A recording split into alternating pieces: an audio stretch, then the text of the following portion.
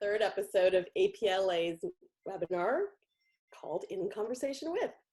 My name is Elizabeth Karen and I will be your host today. I'm an editorial, advertising, and fine art photographer based in LA, and I specialize in portraiture and entertainment advertising, and I'm an APA LA board member. APA is, in case you don't know, APA is the country's leading nonprofit advocate for commercial photographers. We organize events, negotiate benefits for our members, hold seminars, promote our members' work, organize photo contests, and advocate for artists' right and copyright. Our goal is to establish, endorse, and promote professional practices, standards, and ethics in the photographic community. We seek to mentor, motivate, educate, and inspire in the pursuit of excellence. And this series, In Conversation With, will run every other Wednesday. We'll always have a new guest as well as a different host. In the past year, we've had in-person In Conversation events with many celebrated photographers, and these were wonderful evenings that not only brought together the community, but served as a source of inspiration. And we wanted to continue this series now online. Our last episode, we spoke with Hugh Kreshmer about his personal projects and how they created commercial work. And this week, we are going to further that discussion and discuss how passion projects can grow to a global scale. Our topic is, I think, very timely because now more than ever, we photographers and artists can use our voice and art to affect change. And than ever, images really have power. One of my favorite photographers, I know a lot of people feel this way, Miranda Penn said, "A good photograph is one that communicates a fact, touches the heart, and leaves the viewer a changed person for having seen it. It is, in a word, effective." This can be said of each and every photograph of our guests today. On a personal note, when I was starting out in photography, I had studied the masters of the 40s and 50s and 60s, and of course, there were not a lot of women back then photographing.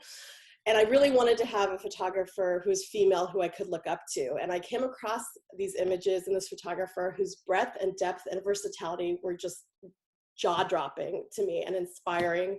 And she was technically perfect. And the images were just so epic and moving at the same time. And they were just, they were something that really motivated me to try new things that were, to me, very scary. And I then got to meet her and was thrilled to know that she's actually a really warm and wonderful and magical person. And so it is so exciting for me to be able to have this discussion with Miranda today. I'm going to read you a little bit about Miranda. She is a freelance photographer and director who has been specializing in portraiture, music, fashion, and beauty for over 30 years.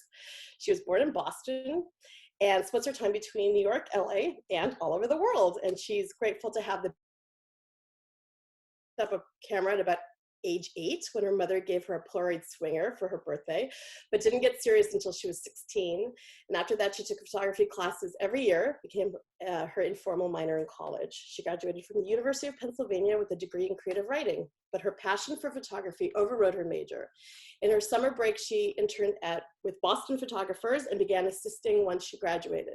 She still considers assisting the greatest photographic education and feels that this step is essential to truly hone one's skills and know-how. Her best advice for any young photographer or photographer starting out is assist, assist, assist. Miranda's intention when she shoots is to reveal the epic, whatever the subject. She still shoots film whenever she can, loves her 30-year-old Nikon FE2 and Calumet 4x5.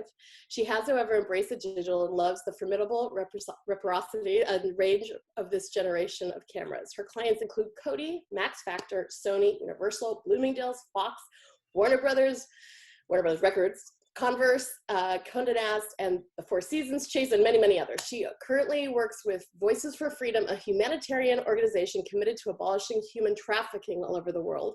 And our images of the Dalai Lama and Archbishop Desmond Tutu spent 37 weeks on the New York Times top 15 bestseller list. Writer as well, she has recently completed her first novel. I am genuinely thrilled to introduce our guest for today because she's one of my favorite photographers. Do not adjust your screen. We will be having 2 redheads on the screen today. And without further ado, I present Miranda Penn Turin. Yay! Yay! Thank you so much, Elizabeth. That was the loveliest introduction anyone could ever possibly imagine. I'm really excited to be able to do this. This is, you know, such an honor to get to talk to everybody. Well, thank you. And especially that it can happen, you know, yay, the miracle of modern communication. Fantastic. So I'd love to just jump right in. If you're good with that, what I'd love to do is show everybody just a little retrospective Great. of, Can't you wait. know, a little range of my work, and then we'll jump into talking about, you know, some of the other things that we've done, what I've done with our guest Peggy Callahan, who'll be coming on later.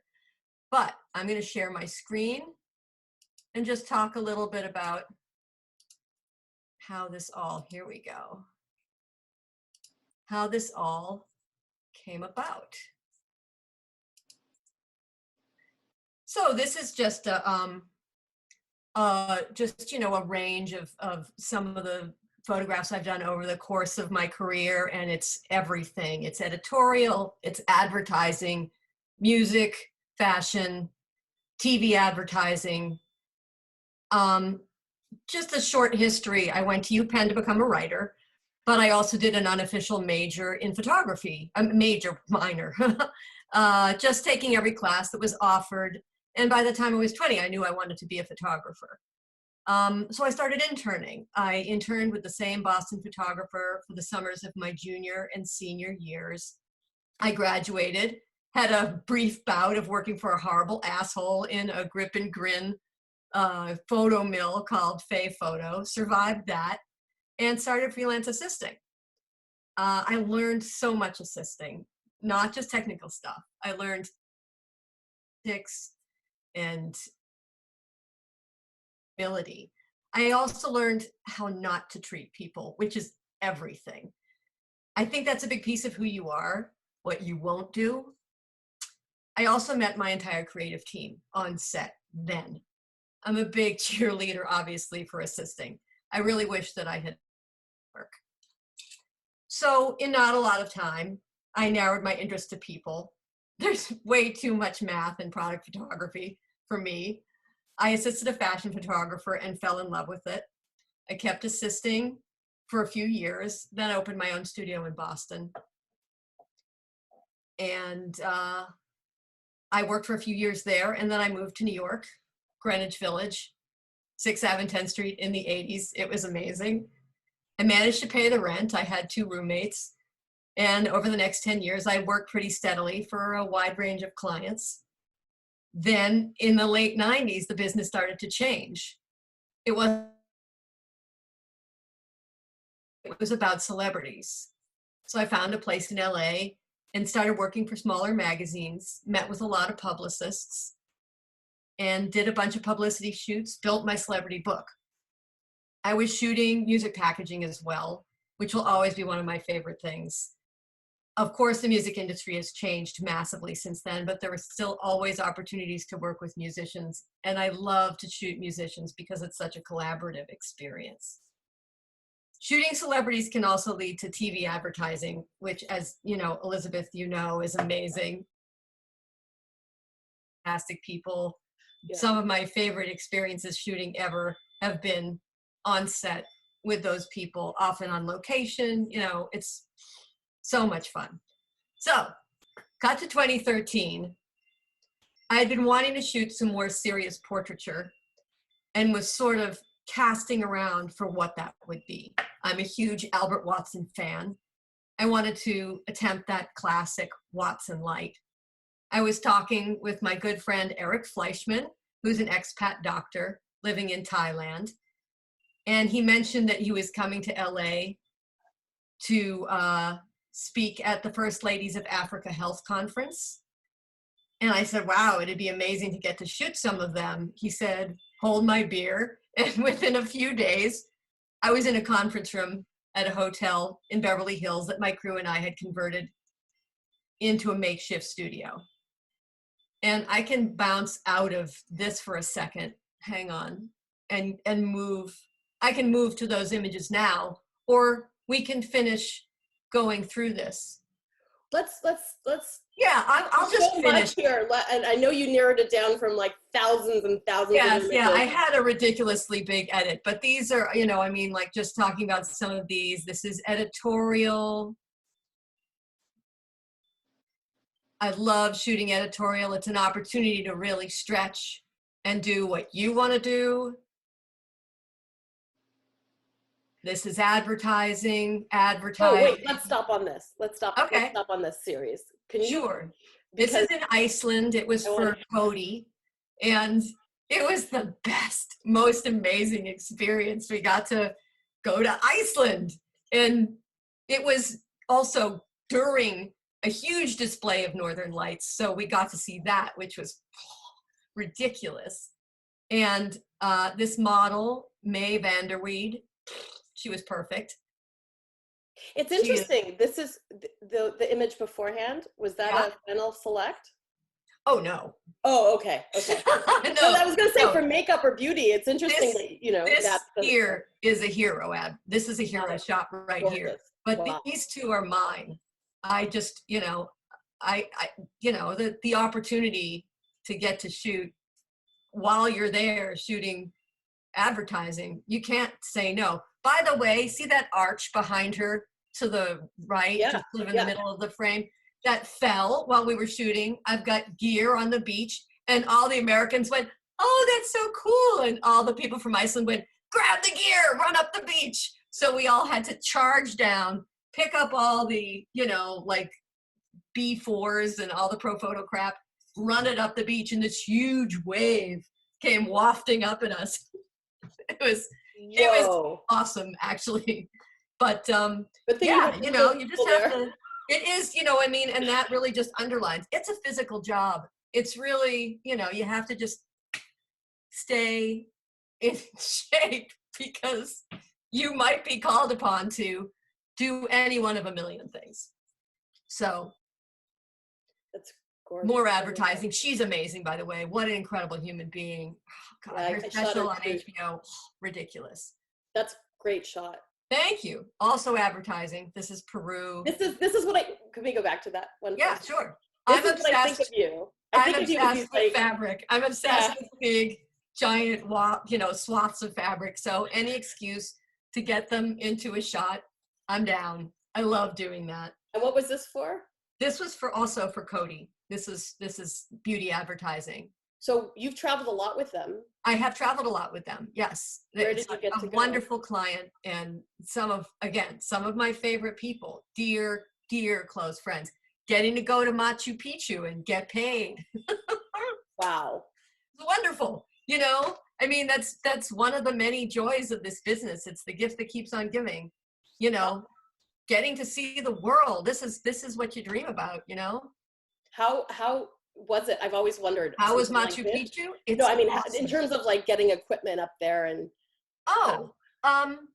There's plenty of production up there. We had a fantastic production company, APU Productions, APU, loveliest guys, really, really solid. If you're shooting in Peru, call them. They're fantastic. And, you know, we had a truck full of gear, and it was train, or how does it, or you could just drive it up?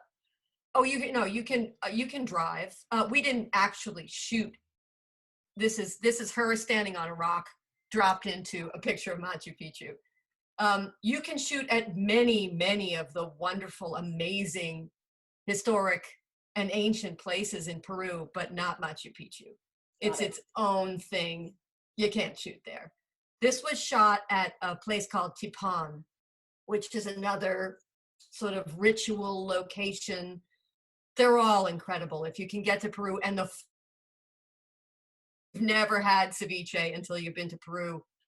They make ceviche out of this mountain trout, and it's nuts. It's fantastic. So this was that for Cody too? That was also, yeah, this was Cody. These are not advertising shots. I mean, this is part of the campaign. They're all for, you know, doing something epic and then doing an inset that's more of a beauty shot. So it was wonderful to get to do that. This is editorial. This guy's amazing. Orion Griffiths. You can find him on Instagram. Editorial. Ooh, I It was love so that. great getting Love to it. shoot in this plane. Oh my God, so much fun. How fun. Beautiful. Penelope, she's amazing. This is also advertising. That's Piper America Smith. More editorial. This is at that outdoor psych in Lancaster. If you haven't shot there, go, go, go. Everyone who's listening, go to Lancaster. Beautiful, amazing Reeve Carney, who is now on Broadway in Hadestown. Whenever it opens back up again, this guy, oh my God, he's incredible. I love him. This is, Reeve is also there as Riff Raff. This was for Fox, Rocky Horror Picture Show. And everyone, I had always dreamed of shooting Ben Vereen. I didn't think I'd be shooting him as Dr. Scott. I had always dreamed of shooting Tim Curry. I mean, Tim Curry. This was amazing. Just the whole cast was incredible. And Laverne Cox, what an icon. Oh my God, I love her. Was that part of the gallery? That Yeah. shot of Yeah, these are both advertising. Robin Wright. This was for Emmy magazine. Rose Cephalou, who is a goddess. Beautiful. Mm-hmm. He's amazing. They're both amazing. They were both lovely. This was. Oh, see, this is the epic Miranda Penn Turin, beautiful. Yeah, this is. I still love this. This was a couple of years ago, but this was a dream of a shoot with a wonderful crew, and just got to. I made a film during this. I made a fashion film of this as well. So it was really wonderful. My glam and everybody was just incredible. The stylist. Can we go back to that shot again? This one? This is in camera. Just saying. Gorgeous. My stylist, Emma Trask, was running in, throwing the skirt up in the air, and then running back out. So yeah. We have a question. And Hanale Raponte, the model, was whipping her head back and forth. First of all, I want to just point out how you remember every single person's name on like every shoot is amazing. But we have a question I thought this might be a good time to address. Okay. Rico asks if there's a market for fashion photographers in LA. Absolutely. He says, downtown LA is the new Brooklyn. It is a hotbed of young designers, and it's really just about going down there and meeting people. Literally go to downtown LA, go on like the art walk nights and just listen to what people are saying and walk around and see what all the incredible fashion venues there are downtown. Some of them are kind of stealthy. There's actually one that you have to go through like a vegetable and fruit cooling thing that you walk through those, those sort of car wash plastic flaps through this display of fruit and vegetables and into this incredible atelier of fashion. Find it, go down there and find it. You know what? On my Instagram, I'll post a list. I'll just do a day where it's just a list of places to go and look. Great. Because it is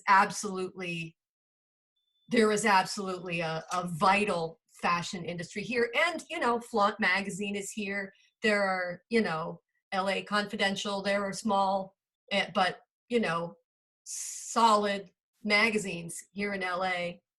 And, Flaunt has been around for 2 decades and is a leader in fashion. How do you feel about online fashion publications? I think it's a great opportunity to shoot, especially if they're going to give you a little budget. But you will find that, you can go broke shooting editorials. So be careful, do what you can. I wish that I could ever total what I've spent on editorials. I think this one in front of us, I spent about, I don't even want to say, but it was 5 figures for sure. So you spend money, you have to, you have to pay your crew, you have to do what you need to do, get a motorhome out there, permit it, feed everybody. That's essential. Feed everybody, make sure everybody's fed. It's really important to eat. Just saying. Okay, so move on. Moving on. Yep. This was Selena Gomez packaging. I worked with her a bunch of times. She is lovely. And Gwen Stefani equally. Can we go back to Selena for a second? Was that? Yeah, sure. Yeah, this was her second album, A Year Without Rain. How much of it was in camera, and how much? This is all in camera right here. So was that a? That's a 4-point star filter. It looks amazing. It looks amazing. I love them. They're so cheesy, and yet they do this magical thing where it really well. You use it in the right place, and it becomes a really beautiful just element of light. It's not like you're going, sometimes you'll see one that's been drawn on, and I honestly find that the 4-point star is far less cheesy than the 6-point star. Just my opinion. Good quote. Okay. Thank you. So it looks great. It looks great. Thank you. Gwen, unbelievable person, came by herself, alone in a t-shirt and jeans. Wow. Yep. No entourage. Incredible crew, Danilo doing hair. I mean, hello. We should go back. Huh? We should go back to the Castillo photo because that was so gorgeous to give. Oh, Castillo. Well, we can jump out and jump back in. I love that photo. Thank you so much. I love Castillo. Oh! Sort of an homage, a little bit of an homage. Right? Love it. I love any excuse to get an animal in a shot. Tandy Newton, amazing. Tilda Swinton, a goddess. This is advertising. Chiaki is incredible Japanese model. And what was it for? This was also Cody. I shoot a lot for Cody. And was that in camera too? Huh? Was that in camera too? No, it's not. That is not. I mean, the shot is in camera. You can see there's a layer that I shot in Japan of, Japanese neon. Same here. There's a little neon thrown in. But we did have our incredible set designer, Patrick Mueller, make this crazy set of mirrors. Beautiful. He's a god. Look him up. Patrick Mueller, amazing. Was this your concept? This was we collaborated a lot on this and talked a lot about, but I think the art director and the creative director, Ruthie Sterling and Brenda Rogers, really put their heads together about mirrors, and I love mirrors, and it was a big collaborative thing. The neon was that was the neon. We went to Japan.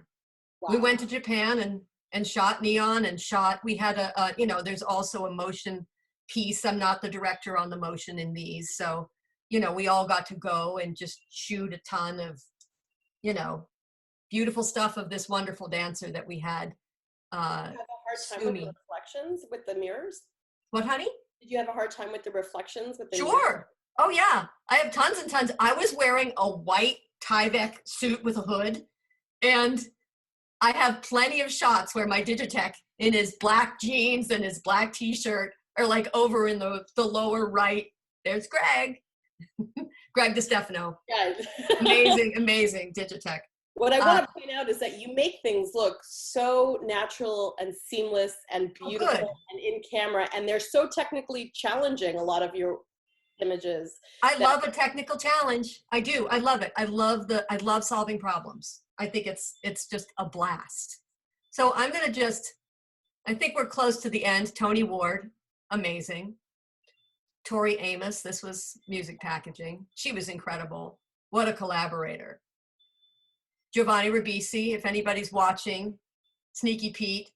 Oh, this series, I just love that so much. These guys, yeah, this was for Angelino. Anne's song at Angelino was she and I worked together for years. I got to do so much wonderful stuff thanks to Anne. She's an incredible human being too. This was for Sorbet magazine. It's a wonderful magazine out of Dubai. It's Victoria Justice, who is incredible. And is that on a mirror? It's on a mirror, yeah. Wow. This is styled by my muse, Philip T. Morrison, who is a god. Philip T. Morrison, he really, I feel like, he was sent to me divinely, so amazing. This was for, this was editorial for Valentino. And here is the lovely Miss Aguilera. So then,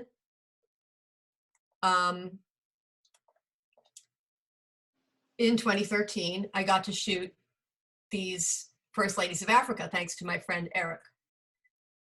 And this was a project. This was a totally a passion project because I wanted to try out this lighting.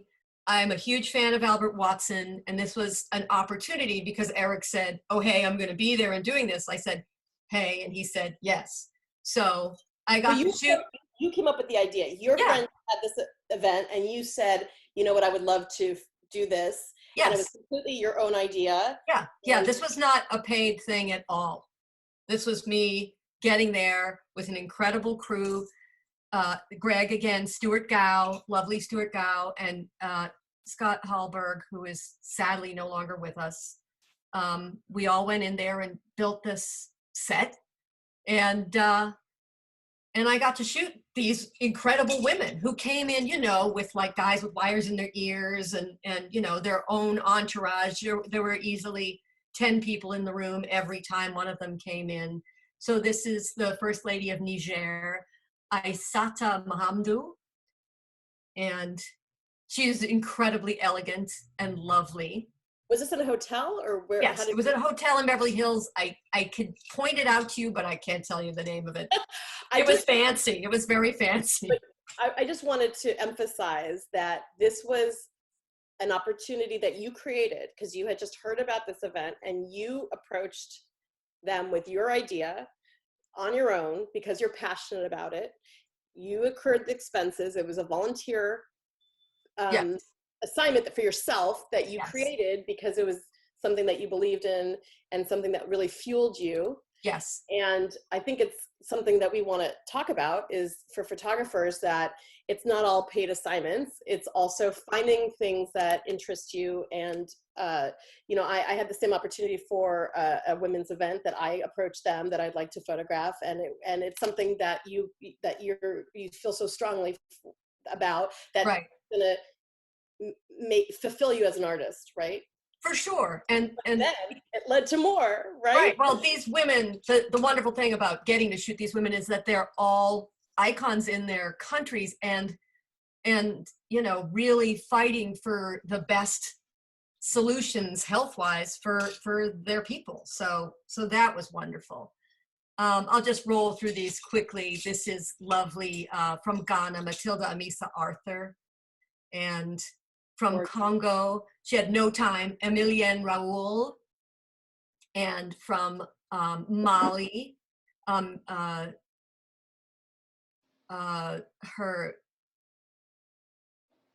was, I'm not sure I can pronounce her name. It was Minto de Cure. She was lovely. We spoke in French. I speak very bad French. Wow. These are and beautiful. This is from Mozambique, Maria de Luz Gebuza. So they were fantastic. So you had like 2 minutes with each of them and you really. I had literally no fucking time. And you got ran in, ran out. But I had tested the light with my incredible crew. I have beautiful pictures of Scott and Stuart and Greg and Eric, who was there in his little suit.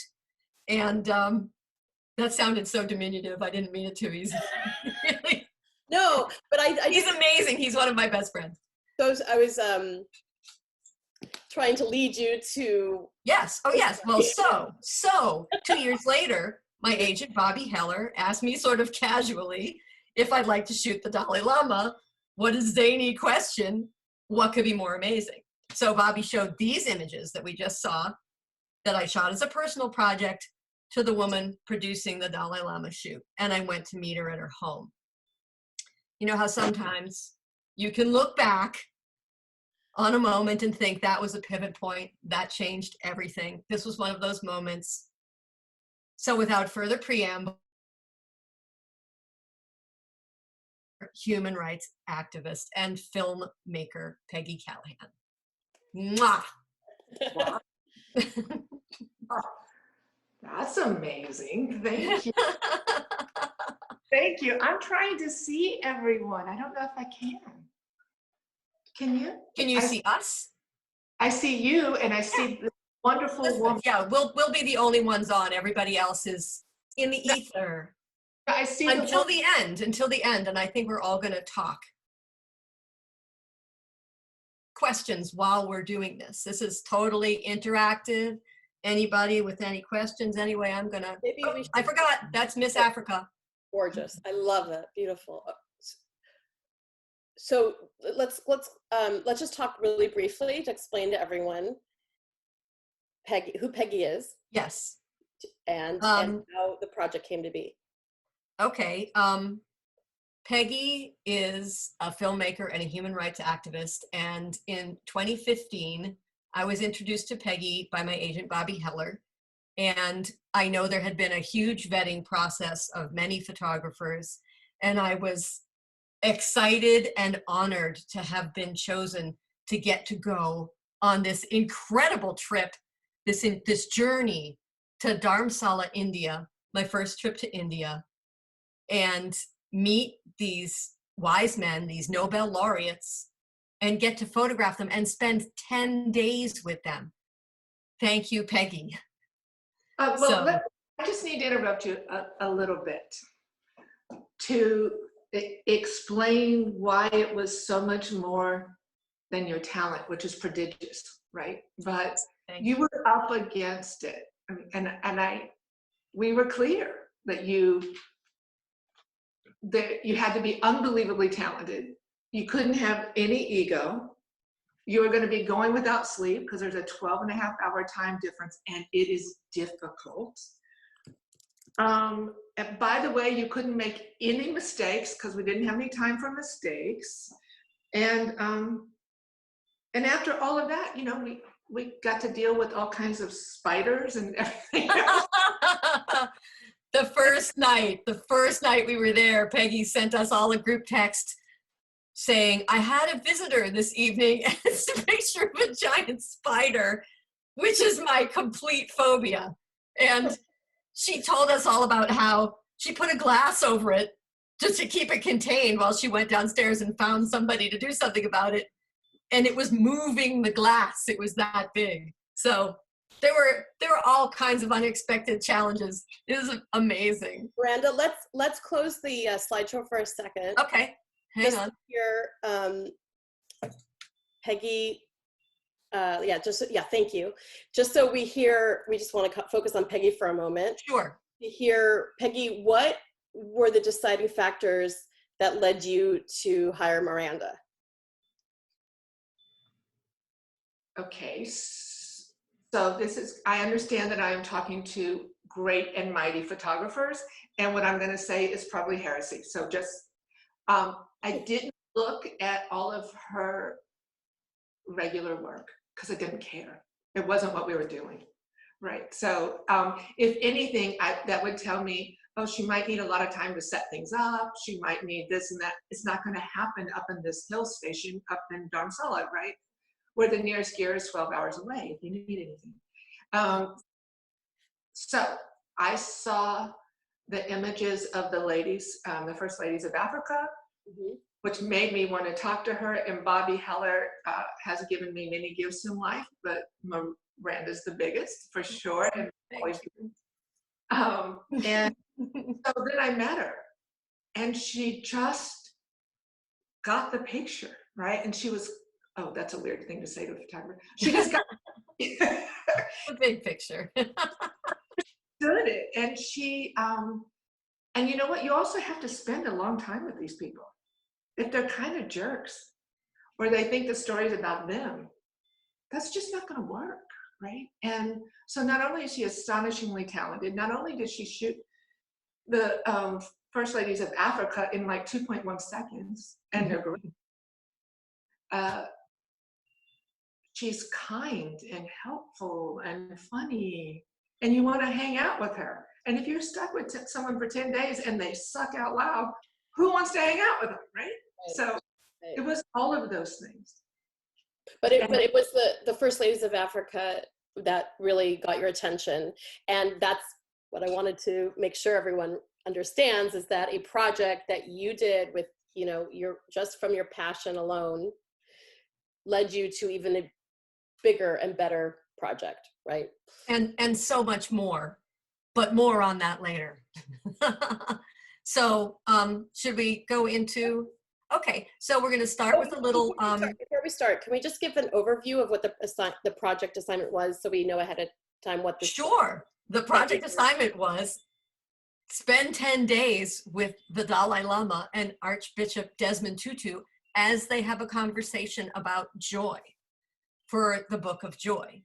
And I will have at some point 1 or 2 opportunities to put them on a backdrop of my choosing and photograph them.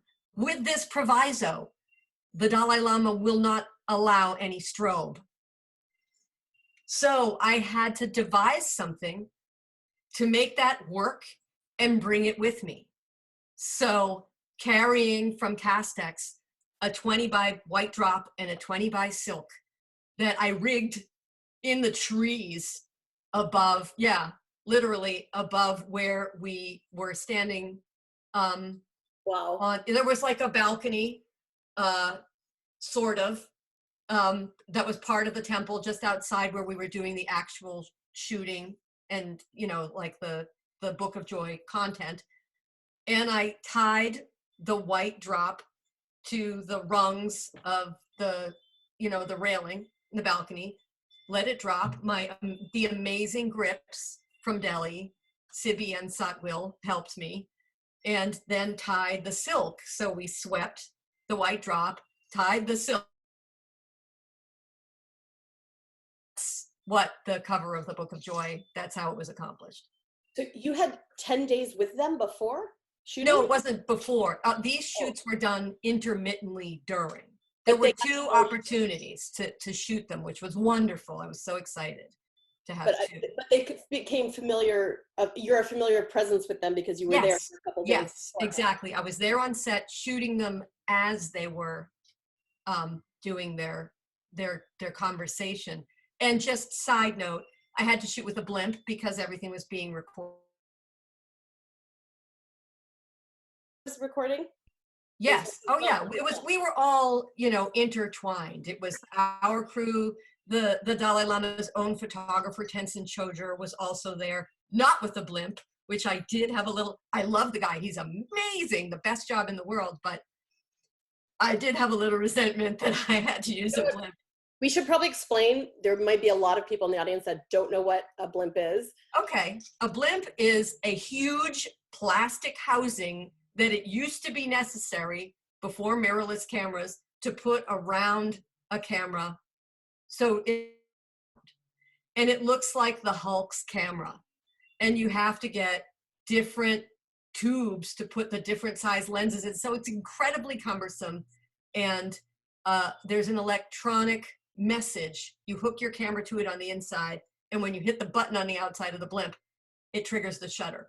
But not this blimp, because there was something wrong with it. And I was awake at midnight talking to the people at Aquatech in wherever they are. They're out near Agora Hills, I think. Oh, okay. Yeah. And they said, ultimately, cut a hole in it. Really high tech. Cut a hole by the shutter, by the, you know, button. And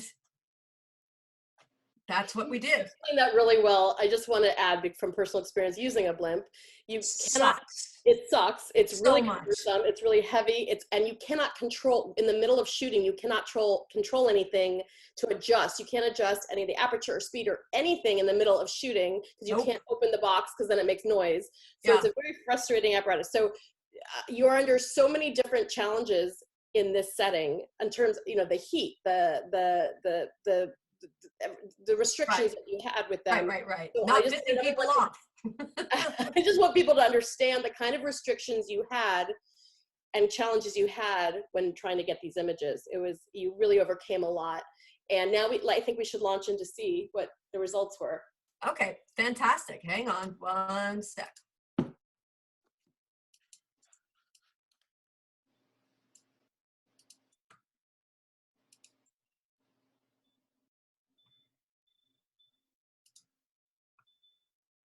Okay, and play. Okay, so this is when we first all met. This is Peggy's incredible crew. We're all from LA, from right to left. That's Zach Savitz, our lighting designer, brilliant, brilliant guy. Me and Peggy, Jason Azukian, the DP, and Juan Camareno, the sound director. Incredible, salt of the earth, amazing people. And we had to really work together. So it was a joy to work with them. This is our little plane. Little BTS here before we get to the actual shots. Cool. This plane was like the Partridge Family bus. I think it sat about 40 people, and it was flying from Delhi to Dharamsala. Felt like going down a giant staircase on your ass for an hour and a half. And then we drove in these little cabs from the 70s up the giant windy mountain road to Dharamsala, which sits above everything in the foothills of the Himalayas. It's everything you want it to be. It's this really exotic little town with these views of the gorgeous Himalayas hanging over your head. This is what construction looks like in Dharamsala. Just lots of rebar and bamboo. Cows make themselves at home everywhere. It was so fun and exciting to be there. Dharamsala is especially unique because, on top of it being, remote, it's sort of like a little hippie town. And, there's just, such an incredible mix of people there, but mostly Tibetans. And the Tibetan people, I think, are just the most beautiful, warmest, amazing people. It was wonderful. Lots of monkeys, lots of macaques. Both the monkeys and the spiders are brown and furry. This is this beautiful pilgrimage you can do around the Dalai Lama's temple. It's a walk, and there are prayer wheels all along the walk. And as you run your hand along them, each one of those wheels has supposedly like 10,000 prayers in it. So every time you roll it, it's like that many prayers in whatever your intention is. This is a shrine to people who self-immolated in protest of the Chinese occupation of Tibet. And this is the coolest backstage pass ever. That's actually not me wearing it. I had the writer, Lara Love, wear it for me so I could take a picture. And here is His Holiness greeting his best friend,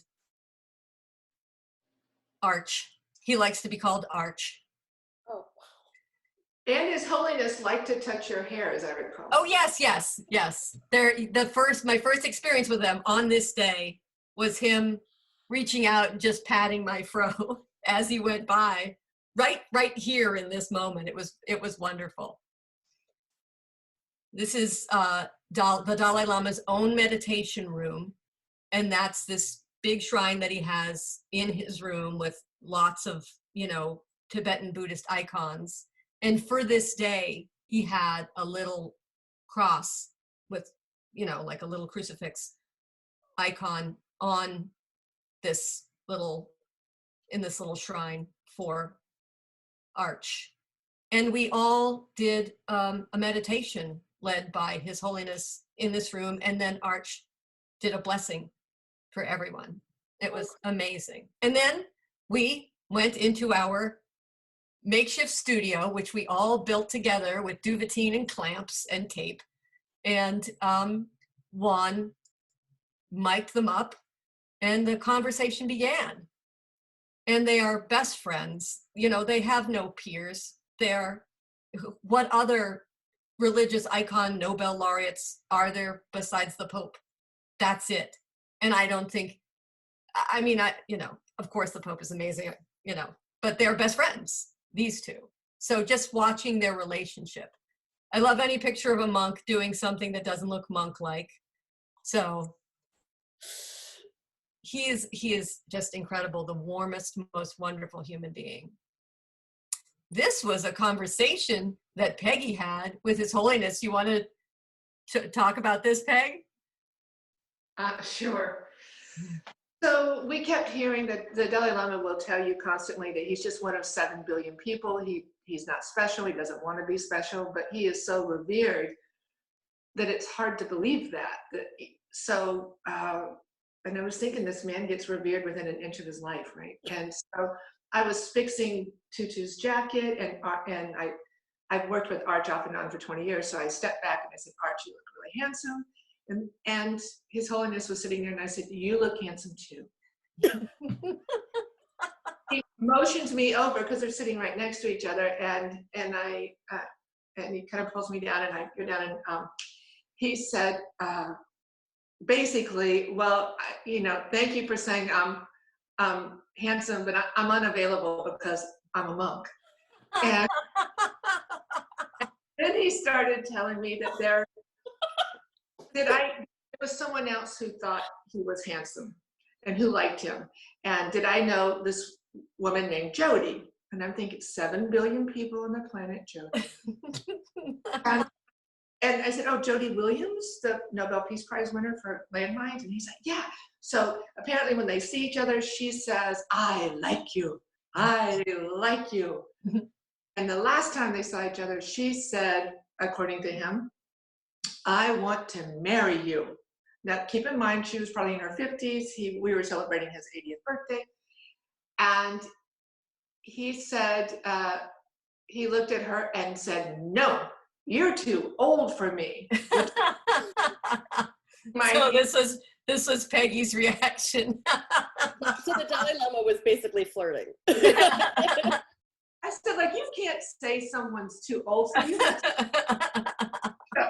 That was, yeah, amazing. What a story. That's incredible. And this is, this is what the general setup is. You can see all of Zach's hard work and everybody just sitting around having some cookies and tea with His Holiness. And he made sure that everyone there had lunch with him one time at least while we were there, came to his little 12-seat dining room and had an actual lunch across the table with him and Arch, which was, that's who he is. Amazing. And then it was his birthday. So we went to the Tibetan Children's Village, and there's this enormous crowd all there of these wonderful, beautiful children to celebrate his birthday. This is the scene. This is how many of them there are. And they played some music, and Arch got up. Oh, wait, first he blew out his candles.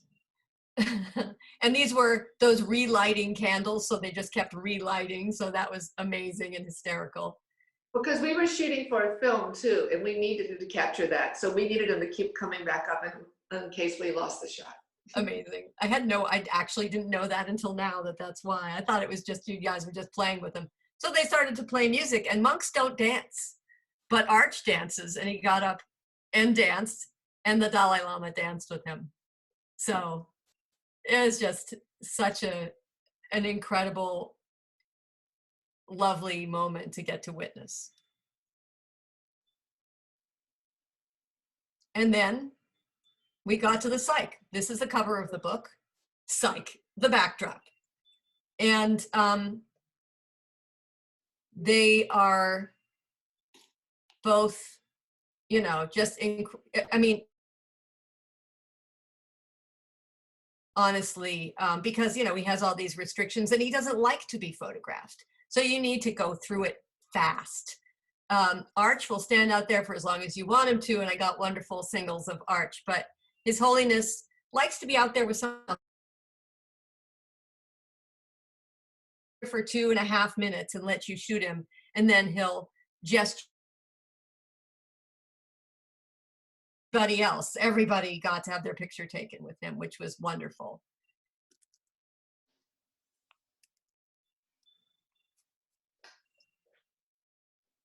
And they were just amazing. It was, and I do think that having been there for a couple of days gave them, they were used to seeing me running around with my stupid blimp. So, With the blimp too? These? Oh, no, okay. I didn't have to have the blimp out. So thank God. I would have cried. But, just got to do this and ultimately, I'm really happy with the way they came out. I think that the whole, thank you Castex for the drops and the clamps and all of that. Thank you Sibby and Sotwill for helping me put that drop up. But they were wonderful.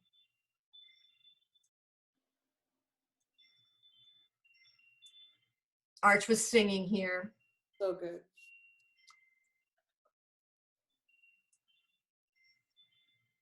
And dancing.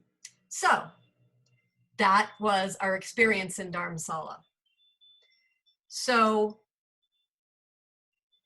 when I first met Peggy in her living room, doing this with them after this experience and help free slaves or document people helping people come to freedom in northern India. And I said, hell yes, of course. So we went right from here, flew from Dharamsala back to Delhi. And while we were in the air, that gigantic earthquake in Nepal happened. So there was some kind of miracle that we were airborne while that happened. And went on the next day to our destination and started this my first experience with Voices for Freedom. Let's see. Oh wait, this is Peggy telling His Holiness the Secret of Life. and that's our crew. Well, these are I mean, astonishing photos. Thank you for sharing. Thank you. Oh my God, it was such a pleasure to get to do it. So those were on the book cover, right? That image was on the book cover. Yes. And then this is another project with Peggy. Oh, this is the project with Peggy. Voices for Freedom is an organization that helps slaves come to freedom. And Peggy can explain much more eloquently than I can exactly how it works. But these are some of the images from that first trip and a couple of other trips too. The first village I ever went to, they greeted us with a band, which was amazing. Sorry to interrupt, Miranda. I was wondering if Peggy can explain a little bit while you're showing the pictures right now. Oh, sure. Oh, that'd be amazing. That'd be great. I think Tari's listening. Tari, that was my village. This is Tari Weiss's village, yeah. Or the one she helped come to freedom. The one that she helped come to freedom, thank you, to be specific. Okay, so in the world today, there are more than 40 million people enslaved. And the definition is the same as it was here hundreds of years ago, and that is forced to work without pay, under threat of violence, and unable to walk away. So they are truly in slavery.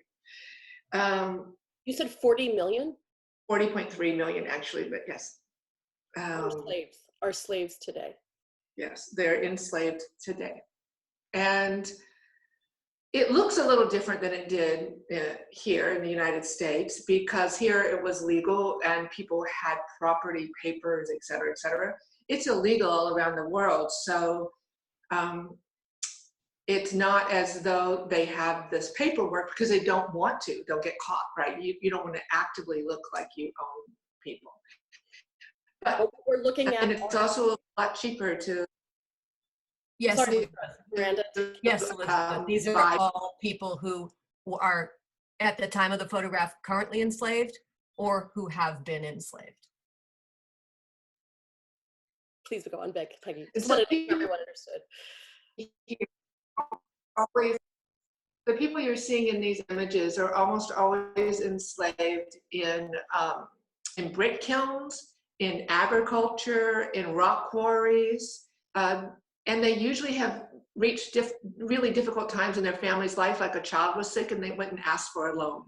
And when they take that loan, they become trapped in slavery because there is no way for them to pay that loan back. All of their work is collateral. And so they are trapped in slavery for generations often after that.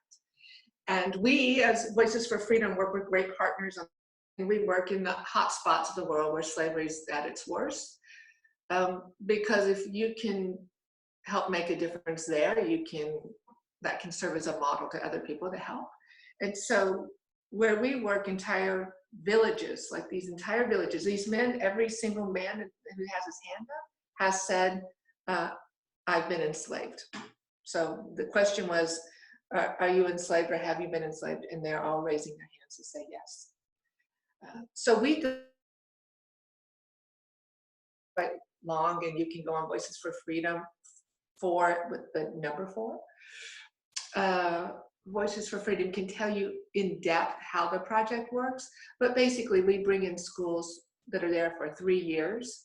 And while the children are learning reading, writing, arithmetic, their parents who have been inspired by the hope that their children will get an education, we work with them to help them learn that what's happening to them is illegal, and that if they stand together, they can all become free. But if only one of them stands up, they're going to die. They'll get killed. And so it's a 3-year process. And at the end of 3 years, every single person has been free. It has been free. The children are going to local Indian schools so they can continue their education, because we've helped them get up to school level, grade level. And then the most miraculous thing is that these people who have been enslaved turn around and help other people come to freedom. So that's what we do. And dear, dear Miranda, it's important for us to be able to tell that story in all kinds of ways and to document that story.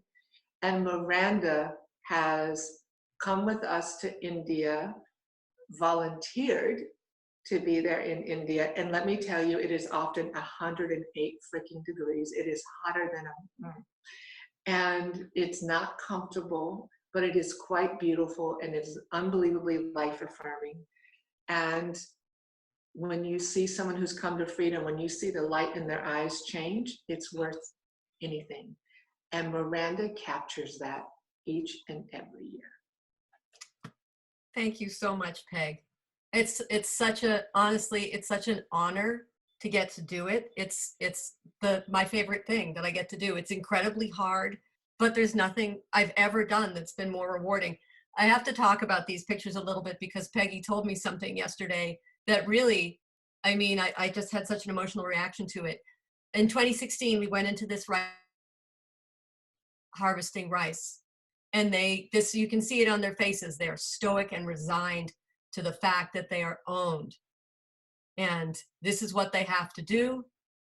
And this, you can see that little bundle of cloth over there on the lower right. That's a woman lying on the ground because she was too sick to work.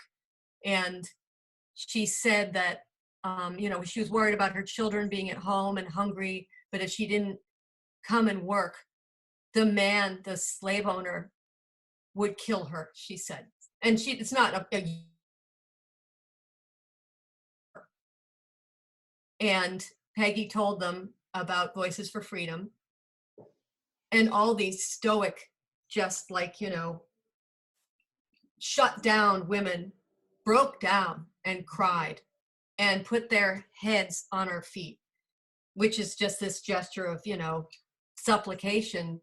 And of course you pick them up immediately, you don't let them do that. But hang on, I'm going to just go back. Peggy told me yesterday that they've all been freed. So it's the happiest story. I'm so excited about that. I was so incredibly moved by these women and their stoicism, and then just seeing them break down because they had hope all of a sudden, and hope just, was something that wasn't even a word in their vocabulary. So it was a thrilling experience yesterday to hear that they were freed. Amazing. So these are some of the images from the schools, and the difference between little kids like these who this is their first year, the school is just coming to freedom, and little kids like these. I don't know if you can see the difference, but there's a difference. They're wearing clean, new clothing. They're doing handstands, and they are, you know, learning their ABCs, and their parents are learning their rights. And Look at, she's behind me too. look at that.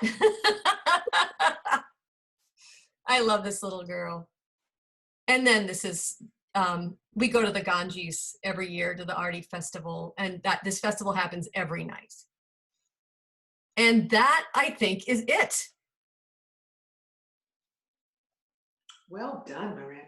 Thank you. So I'm going to stop sharing. Hang on.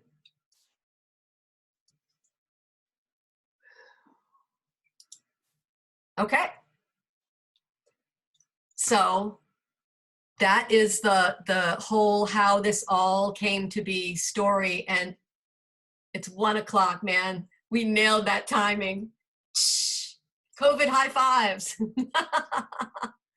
But I'm incredibly grateful to be able to do Voices for Freedom every year. And, you know, the Book of Joy was the job of a lifetime.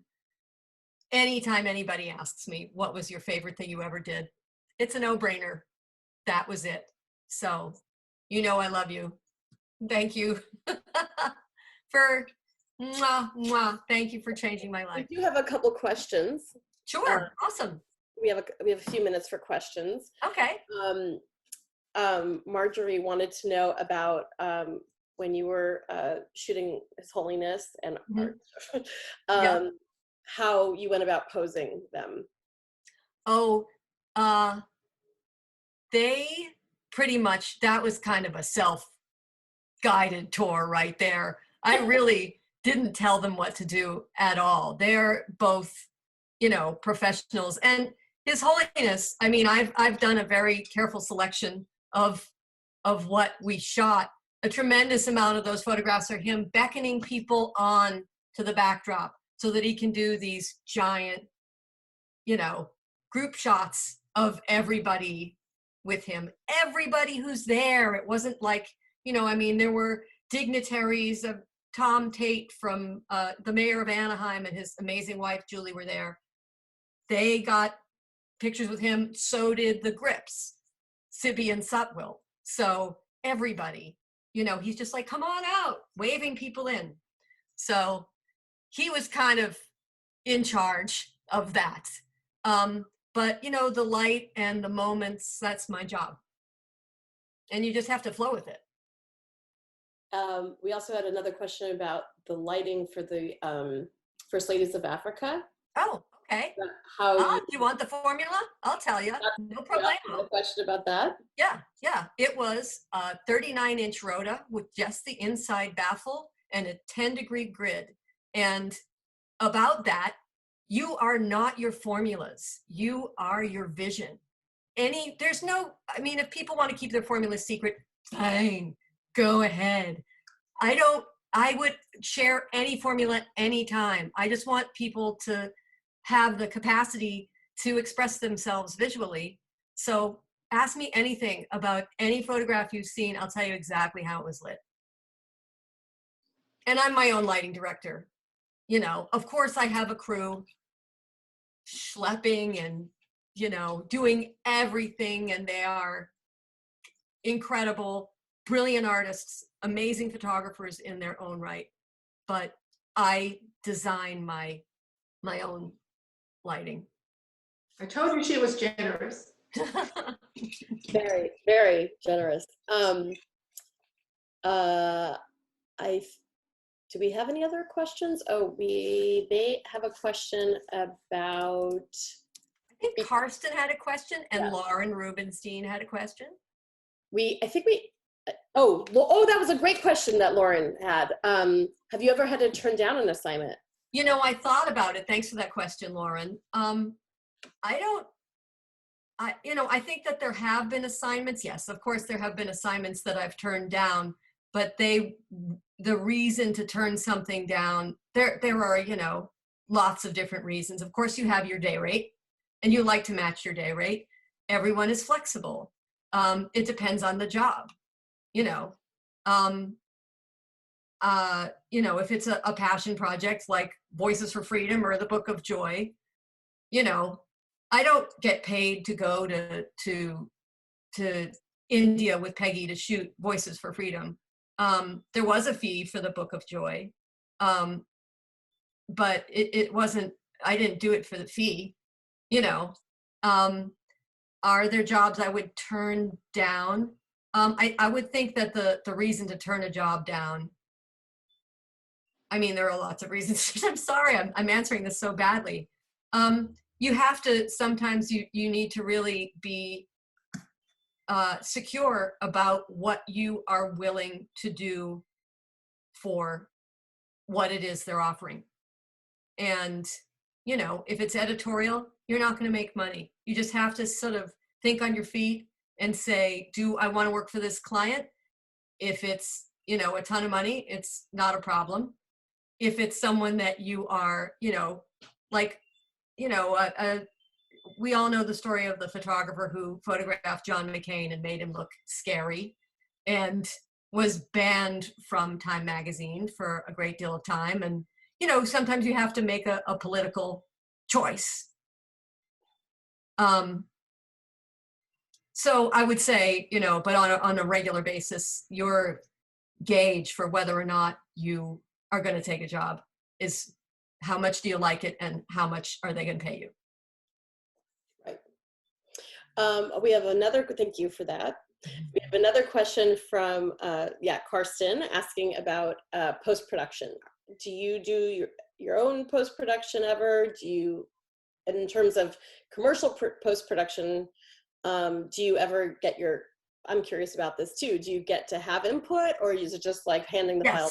Yes, it depends. It always depends on the client. TV, it's out of your hands. You don't have any say in that. And that's fine. They're the most awesome crews on the planet. They do whatever they want with it. And I'm happy to take whatever one sheet they make out of it. It's awesome. Yep. With beauty advertising, they will generally come back to you and say, you know, how do you feel about this? How do you feel about that? Often with editorial, I'm on my own. So it depends on whether or not what I'm trying to accomplish is complex. I will absolutely bring in the big guns and hire somebody from outside. I generally use amazing, wonderful Jimmy Fikes of Pick Creative, who is everything. He's a dear, dear friend. He's also a master printer. He does a lot of the shows for Fahey Klein and works with, you know, some incredible photographers, but he's a fantastic retoucher. I also work with Renato Sampio at Lunatics. So if something's really complicated, yeah, I can do the basics. We can all do the basics at this point, but I like to hire a professional when it comes to something a little bit more refined. Do you ever have you ever had an experience where you had the retoucher on set with you? Yes. Yeah. And I actually love that. It's lots of fun. And if you're working with a celebrity, they love it. Generally, they really love to see the changes made while they're sitting there watching. Right. Always fun. So you're getting a lot of messages of thanks and how much thank you, everyone. Thank you. But the last, so nice of everybody to come and hang out with us. We have one last question about Tari asking about what did you learn about His Holiness and Arch's friendship that surprised you the most?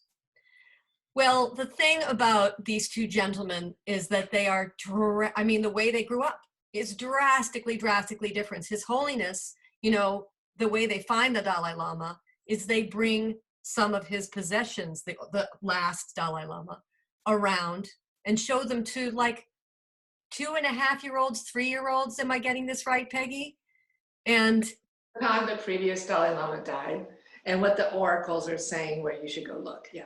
Yes, where you should go look. And they bring some of his possessions, and the child that chooses the possessions that actually belonged to His Holiness, previous His Holiness, that's the indicator that this is the embodiment, the new embodiment of the Dalai Lama. Is that right? Did I get that right? That's Okay. that's the only factor, or that's like Oh, no, there are all kinds of things that, mystical Tibetan things that I couldn't begin to tell you about that pinpoint exactly where this child will be found. So as a tiny child, as a little boy, like around your son's age, probably, he was taken and, revered and made into, this icon as a little boy. So he had nothing like a normal upbringing. And Arch, has 4 children. He, Empa, who we met, Naomi, Teresa, and Trevor, he has, lived as all those names. Oh, I know, it's amazing that you remember everything. I'm sorry. He has, has been over the course of many years an activist, a fierce activist, but at the same time the kindest man and incredibly forgiving. So here are these guys from these 2 dramatically different situations. The Dalai Lama, isolated and enshrined literally in this, 1,000-room palace. 1,000-room palace. That's a perfect way of putting it. Right. This little boy, imagine this little guy by himself,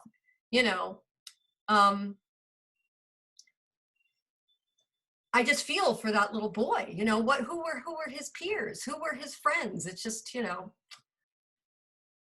anyway, Arch was in the hot seat of apartheid and, lived through the horror and the injustice and came through it and is this icon of forgiveness, and his philosophy is forgiveness. So here's the Dalai Lama who says, my religion is simple, kindness is my religion.